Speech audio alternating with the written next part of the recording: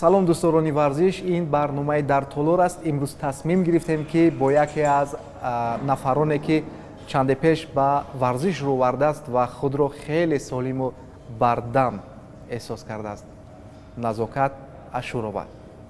Салом. Ташаккур. Салом. Чӣ чиз боис гашт ки шумо рӯ ба варзиш биёред? Рости тӯли 1-2 сол аз дарди сутунмуҳра бисёр азият кашидам. Ба ман духтур тавсия доданд ки ба толори варзишӣ рафта машқҳои гуногун кунам. Мана тӯли 5-6 моҳ мешавад, ҳамин дард оста-оста маро раҳо кард. Ман ҳозир саломатиам нисбатан хубтар аст, худамро нағз ҳис мекунам, хобам дуруст шуд, аз ҷиҳати асабониям хеле оромам. Беҳад ба ман толори варзишию варзиш беҳад нағз фоида карданд. То ин дам яъне ба варзиш рӯ наоварда будед, не? Не, то ин дам ба варзиш инқадар рақобат надоштам. Мушкил набуд? Аввал камтарак мушкил буд. Як ҳафтаи аввал то машқҳоро аз худ кардан камтарак мушкил, баъд ҳамаш ба вай худаш меравад, дигар омӯхта мешавӣ, дигар.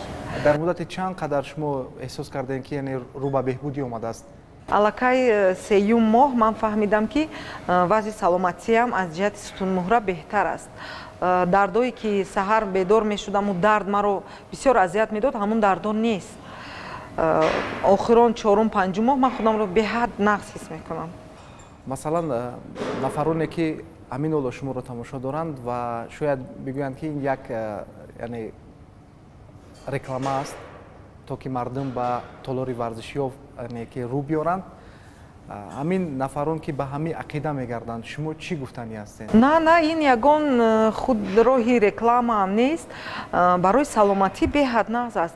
Мана ба синни мубораки 43 қадам мондам. Писарони ман калон ҳастанд, 24 сола, 25 сола ҳастанд. Лекин ҳамун писаронам худашон варзиш мекунанд ва ё маро тавсия доданд: модарҷон, рӯ ба варзиш биёред, саломатитон беҳтар мешавад, хобравитон. Ман аз бехобиам азият мекашидам ростӣ. Ҳозир ҳамаш ҷо ба ҷо омадагӣ. Бисёртар ба хӯришҳо, ба сабзавоту мева рӯ овардам. Аз нонию ширинӣ бисёр истифода мебурдам, вайҳоро ҳамашро хат задам. Вақте ки ба варзиш рӯ овардӣ, ҳамаи ҳамин чизо гум мешавад. Дар як ҳафта чанд маротиба шумо машқ мекунед? Дар як ҳафта 3 маротиба машқ мекунем. Тӯли 1 соату 20 дақиқа, 1.5 соат машқи мо давом мекунад. Муаллими шумо ки аст баъд? Муаллими мо Саодатхон духтарак ҳамсояам буд, ваям бисёр ба ман тавсия дод. Тӯли 3 сол мешавад, мегӯд: апаҷон, ягон ҷоям дард намекунад, ман худамро нағз ҳис мекунам. Дар толори варзишиаш зиёда аз 50-60 нафар зан ҳастем.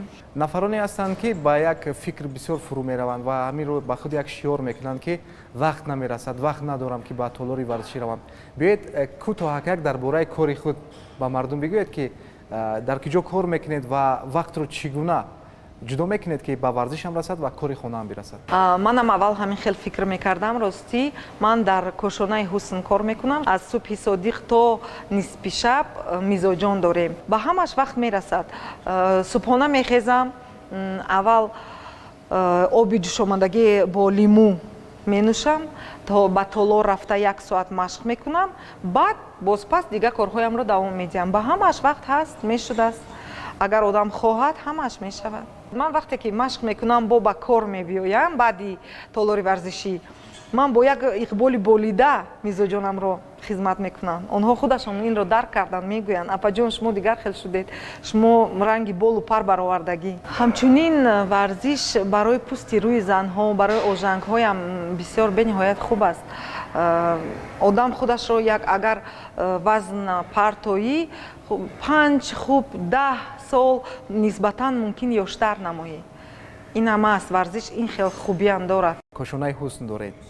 Дар киҷо воқеъ аст? Кошонаи ҳусни мо дар минтақаи Профсоюз, наздики прокуратураи генералӣ, кӯчаи Якачинор.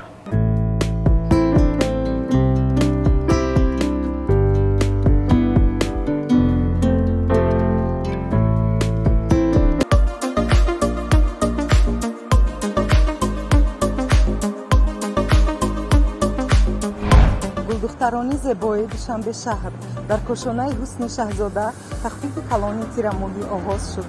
Марҳабо ба кӯшонаи мо. дар сомонаи иҷтимоӣ бисёр фаъол ҳастед. дар онҷа дида мешавад ки шумо дар як чанд филмам нақш меофарида. чӣ хел шуд ки ба шумо ин фикр аз хурдӣ дар дилам ҳамин барои ягон кино рол бозидан фикр буд. Ростӣ Рустамҷон Азимӣ журналист додарам мешавад, як рӯз таклиф кард ки апаҷон як кино ҳаст, роли модарро шумо аз ӯҳдааш мебароед. Ман гуфтам хай мебинем. Камтарак бо ман машқ кардан ки ба онҳо маъқул шуд. ман аллакай 3 то филм мешад мо ҳамроҳи онҳо сиёмка кардем. Муҳаммаҷон, Рустам Азимӣ ба наздикӣ қисмати дуюми филми Бетақдири мо мебарояд. Дар YouTube аллакай якум қисмаш ҳаст, метавонанд тамошо кунанд.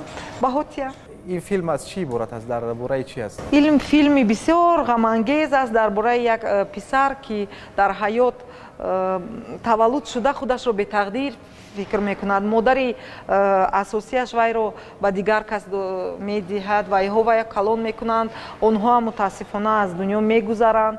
вай дар хонаи кӯдако калон мешавад, пас калон шудан, пас модарашро меёвад, ҳангоми модарро ёфтан модараш вафот мекунад. ҳамин хел раҳгум аст писар. дар бораи ҳамон писар аст ин филм. сценария кист? сценарияи Муҳаммаҷон бошад. яъне ки бинед ки дар як рӯз шумо рӯзе мешавад ки ҳам ба толори варзиш меравед ва ҳам ба кӯшонаи ҳусн меравед ва дар як рӯзи кориятон боз меравед ба нақшофарӣ. албатта ҳамин саҳар ман аввал ба толори варзишӣ рафтам, баъд аз он ҷо як мизоҷамро ҷавоб додам, пас аз он мо филм сиёмка кардем, мана боз ба толори варзишӣ омадам ҳангоми бо шумо суҳбат. гуфтем ба рӯ ба нақшофарӣ овардин. масалан варзиш дар нақш офаридани шумо ягон кӯмак мерасонад? албатта мерасонад. ман серҳаракат шудам, новобаста аз ҷисму ҷуссаи худам ман ҳаракатам ҳозир бештар шудааст. баъд дар нақши якуме ки ман офаридам нисбатан вазнам баландтар буд. дар филми навбатӣ аллакай ман хело вазнамро фаровардагӣ будам, хело ба ман толори варзишӣ кӯмак расонд. кадом хӯрокҳоро шумо бештар истифода мебаред? ман ростӣ аз компанияи Гербалайф истифода мебарам. бисёр хӯрокҳои варзишии нағз дорад. баъд дар хона бисёртар хӯриш бо сабзавот, бо мева, оби ҷӯшомадагӣ бо ҳамроҳии лимӯ. ҳозир меваҷот бисёр аст. аз тамоми чизи гӯшаямон дарёфт карда мешавад. худи ҳамон тарбуз, помидор, бодаринг, бо ҳамино хӯриш карда беҳад наст. ама хел нақша надорем ки дар сомонаҳои иҷтимоии худ бештар доири ҳамин толорҳои варзишӣ, яъне ки ҷалби ҳамин нафарон ба толорҳои варзишӣ шавад. мисол ҳамин хел ягон сторисо кунен, ягон масалан пешниҳодо кунен ки чун саҳифаи иҷтимоии шумо хеле фаъол аст. ҳаст, бешад мешад бо ҳамроҳии шумо, бо кӯмаки шумо бошад. агар ин бисёр нағз мешад, ҷавоно, духтаро аз ҷавонон аз кори беҳуда рӯ ба толор биёранд, ин беҳтарин мешавад. барое ки фарзандони ман худашон варзишгаранд, маро худашон ба ҳамин роҳ модарҷон шумо бояд варзиш кунед, танатон сиҳат мешад, шӯъратон баланд мешад ва ё худашон манро ба ҳамин роҳ мебаранд. агар шавад беҳтарин мешад, барое ки дар сомонаҳо бисёртар маро тамошо мекунанду занҳо бисёртар аз ман пурсон мешаванд. кадом роҳ нағз аст, чӣ кор кардан дар кор, чиро истифода барем, тавсия диҳед. ба ман бисёртар занҳоро мебиёранд, мепурсанд. ин беҳтарин мешуд. яъне гуфтем ки фарзандонатон ба варзиш рӯ варданд. варзишгари ҳирфаӣ ҳастанд ва ё ки барои худашон асосан. писари калониам камтар вазъи саломатиаш набуд, ҳозир бор давом дода боз машқ мекунанд. чӣ нави варзиш? онҳо ба гӯштину самбо. номшона нагуфтем ки киё ҳастанд? писари калониам Умарҷон, писари дуюмгим Тимурҷон. бошад. мана бинед ки тавсияи фарзандон ба шумо як роҳеро нишон дода. тавсияи шумо ба тамошобинон? тавсия медиҳам ки бисёртар ба варзиш, машғул шаванд, бисёртар дар боду ҳаво сайр кунанд, ба якдигар хушбахтӣ биёранд, некӣ биёранд, дасти як фитодаеро бигиранд, кӯмак расонанд. Мехоҳам ки боз ҳам зиёдтар корҳои хуб ба анҷом диҳем ки ватанамон бозам гулшукуфонтар шавад. бисёре аз нафарони мо ба як фикр фурӯ рафтанд, намешавад. Мешавад ҳама чиз, агар хоҳиш бошад. Танҳо 6 моҳ басандагӣ кард, то ин нафар аз ин беморӣ раҳо ёбад.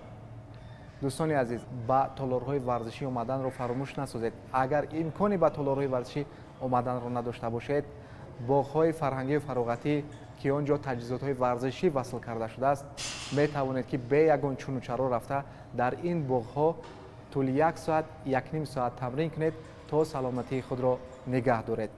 ин барномаи дар толор буд. То барномаи баъди, хайр.